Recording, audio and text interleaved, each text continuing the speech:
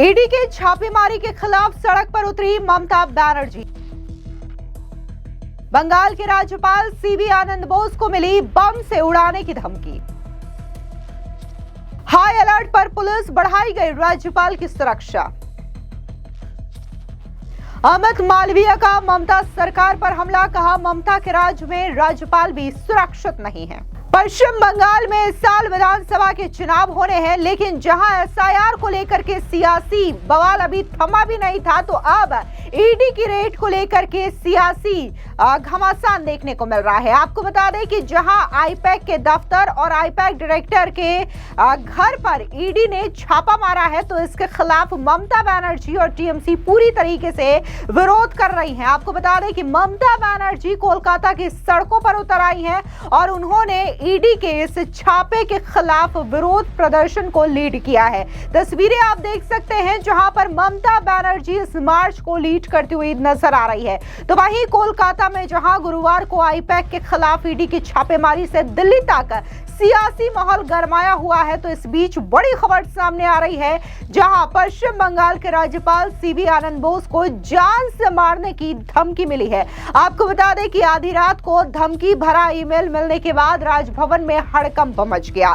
Governor की सुरक्षा तुरंत बढ़ाई गई, मगर जान से मारने की धमकी मिलने के बावजूद गुरुवार को राज्यपाल सीवी आनंद बोस कोलकाता के डेकर्स लेन के दौरे पर पहुंचे। यहां उन्होंने आम लोगों से मुलाकात भी की और कहा कि मैं यहां लोगों के साथ सुरक्षित हूं। वहीं इस मामले में सियासी बयानबाजी का सिलसिला भी तेज हो चुका है। बीजेपी ने इस पूरे प्रकरण में ममता सरकार पर हमला बोला।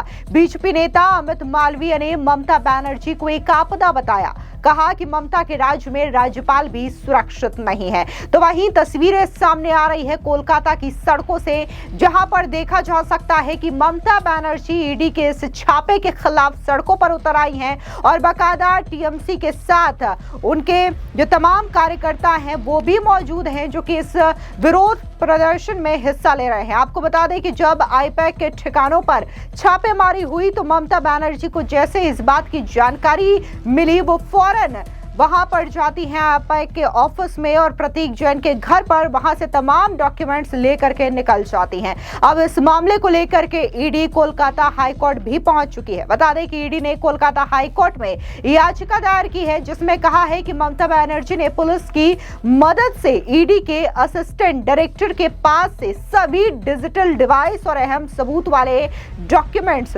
जबरदस्ती ले लिए और दोपहर करीब 12:15 पर वहां से वो निकल गई। आपको बता दें कि ममता बनर्जी की तस्वीरें सामने आई है, जहां पर देखा जा सकता है कि ममता बनर्जी हाथ में ग्रीन कलर का फाइल लेकर के दिखाई दे रही है और उन्होंने ये आरोप लगाया केंद्र की मोदी सरकार और गृह मंत्री अमित शाह पर कि जानबूझ करके ईडी को भेजा गया है ताकि वो टीएमसी की जो पॉलिटिकल स्ट्रेटजी है उसे चुरा सके और उससे जुड़े तमाम डॉक्यूमेंट्स को वो जब्त करा सके। लेकिन इससे पहले ही मैं तमाम डॉक्यूमेंट जो कि मेरी पार्टी से रिलेटेड है उसे मैं ले आई हूं, ये खुद ममता बनर्जी ने मीडिया के सामने बताया है। वहीं बात अगर हम राज्यपाल को मिली धमकी के बारे में बात करें, तो आपको बता दें कि बम से उड़ाने की धमकी वाले ईमेल पर राज्यपाल का बयान भी सामने आया, जहां पर उनका कहना है कि धमकियां आती जाती रहती हैं, कोई भी धमकी मुझ पर काम नहीं करेगी, मुझे ऐसी धमकियों की परवाह नहीं, मैं काम करता रहूंगा। सुनिए क्या कुछ धमकी भरे ईमेल को लेकर के राज्यपाल सीवी आनंद बोस ने कहा। सर, एज ए गवर्नर आपको ही थ्रेट मेल मिला गया है, क्या बोलेंगे प्लीज सिक्योरिटी को लेकर? वो भी आज सुबह सुबह पुलिस स्ट्रीट में निकल गए हैं। Those threats have been described by Shakespeare. Sound and fury signifying nothing. Sir, I believe that there are several threats you have received earlier also. What exactly it is indicating that it is very concerning, I think. See, if it is any way of intimidating me, I'm sorry I cannot apply them by getting intimidated.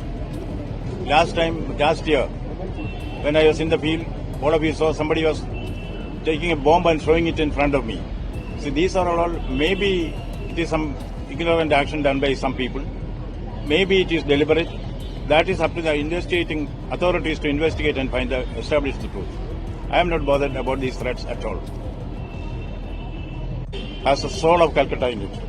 I have come here earlier also on many occasions when I was in the State Bank of India. You know, to be with the people is the greatest security which any governor can have. That is my firm conviction. Now, your second question about the presence of the security. See, everybody has to do their duty. Security is duty bound to be near me, even though I do not accept it. So they kept a safe distance. They are doing their duty. I am doing my duty. But one thing which I want to stress is that, always I feel a governor's first duty is to the people, second duty is the people, third duty is the people. This Lok Bhavan really believes that people are with us. People are the best judges of what is going on around. I trust the people and I get a lot of trust and love, affection from them. I value it. I'll again be going with them. Even earlier, I used to go to the vegetable markets, hold addas with the people, understand their sentiments and feelings, and based on that, in the last 3 years, my frequent interactions with the people have given me an understanding of what Bengal needs for its development. Based on that, I have also prepared an action plan for the development of Bengal from the people's point of view. This is a people's manifesto, a people's plan, which I am presenting before the all authorities for appropriate action. I will be with the people till I continue here as the governor. I love this state. I love Bengal. I love Bengali language. I love Bengali culture. I want to be a part and parcel of Bengal. This exercise, the streets are also a part of that. Don't you get afraid? You are getting threat mails over and over again. Threats can come and go. I don't care for that. So far as I trust in the people and people are affectionate for me, no threat is going to work. हालांकि जहां राज्यपाल का कहना है कि उन्हें इस धमकी से फर्क नहीं पड़ता, तो वहीं दूसरी ओर बीजेपी ने ममता बनर्जी को घेर लिया है। बता दें कि बीजेपी के नेता अमित मालवीय ने हमला बोलते हुए कहा कि ममता बनर्जी एक आपदा है। अमित मालवीय ने सोशल मीडिया साइट एक्स पर लिखा, ममता बनर्जी के राज में आपका स्वागत है, जहां राज्यपाल भी सुरक्षित नहीं है। पश्चिम बंगाल में कानून व्यवस्था पूरी तरीके से चरमरा गई है।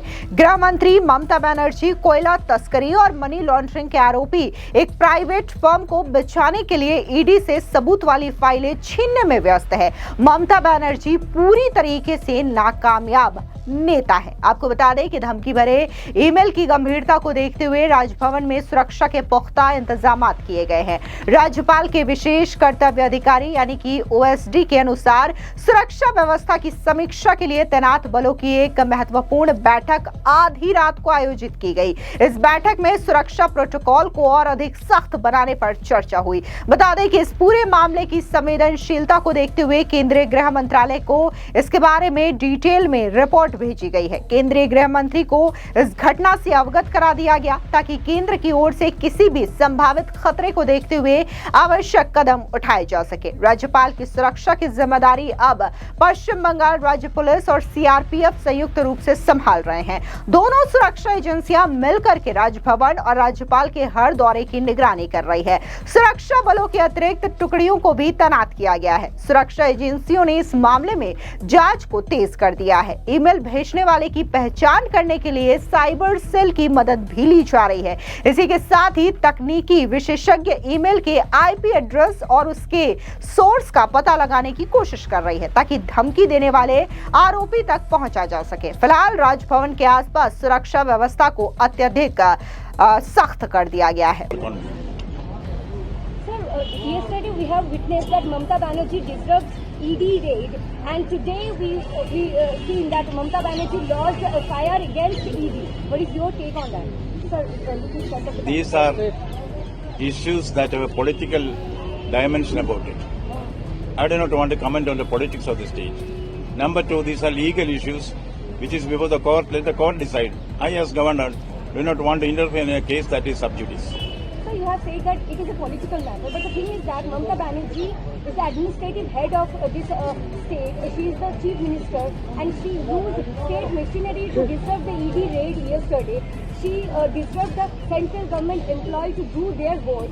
So you can comment on it. See, I have received a dozen petitions and representations from the public in the Lok Bhavan Peace Room since yesterday. 3 legal points that are raised in those petitions or requests or representations are: number 1, preventing a public servant from the discharge of his duties is a criminal offence under the Act. Secondly, intimidating or threatening a public servant from discharging his duties is a much severe offence, which will invite a punishment of 2 years and fine or both. The third is, this is allegation that is given to me by the lawyers. Yesterday the lawyers came in a march and gave the petition here. The third point which they are raising is that a constitutional authority is supposed to protect the constitution. If such an authority disturbs the constitution, that authority does not have any right to continue in that office. These are the three major legal issues that are brought to my notice. There are constitutional issues as well. I am getting expert opinion from the constitutional authorities in the matter. I do not want to risk a knee-jerk reaction now. I am apprised of the matter. I will look into all aspects of the case, and what is expected of the governor as head of the state will be done. So don't you think that rule of law is compromised over and over again in West Bengal? See, there is a dictum which is well known. Howsoever how high you think you are, the law is always above you. We will see that law is enforced in any manner that is required. Now that it is before the High Court, let us wait for the judgment, then I will give my comment.